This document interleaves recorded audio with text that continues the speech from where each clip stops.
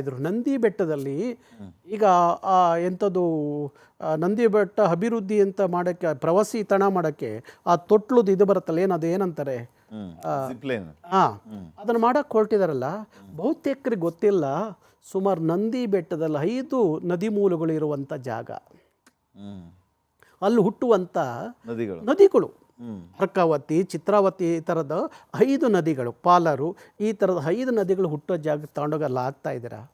ಮೊನ್ನೆ ಅಲ್ಲಿ ಇದ್ದಂಥ ಕಸ, ಪ್ಲಾಸ್ಟಿಕ್ ಕಸ ಇದೆಲ್ಲ ತೆಗೆದಾಗ ಬಹುತೇಕರ ನನಗೆ ಒಬ್ಬರು ಅಧಿಕಾರಿ, ಒಬ್ಬರು ಇವ್ರು ಪರಿಸರವಾದಿ ಕೊಟ್ಟಿದ್ದು ಮಾಹಿತಿ ಅಂದರೆ, ಒಂದು 10-15 ಟನ್ ಏನು ಪ್ಲಾಸ್ಟಿಕ್ಕು ಅದು ಸಿಕ್ತಲ್ಲ, ಅದರಲ್ಲಿ 1 ಟನ್ನು ನಿರೋಧ ಸಿಕ್ತಂತೆ, 1 ಟನ್ ನಿರೋಧಿತ್ತಂತೆ. ಏನು ಮಾಡಕ್ಕೆ ಹೊರಟಿದ್ದೀರಿ ನೀವು ನಂದಿ ಬೆಟ್ಟವನ್ನು? ಇವತ್ತೇ ನಂದಿ ಬೆಟ್ಟದ ಪರಿಸ್ಥಿತಿ ಹಂಗಿರುವಾಗ ಮುಂದೆ ನಂದಿ ಬೆಟ್ಟ ಏನು ಆಗ್ಬೋದು, ಆದರೆ ಅಲ್ಲಿ ಹುಟ್ಟುವ ನದಿ ಮೂಲಗಳು ಏನಾಗ್ಬೋದು, ಇದ್ರ ಬಗ್ಗೆ ಯಾರಿಗೂ ಕಾಳಜಿ ಇಲ್ಲ.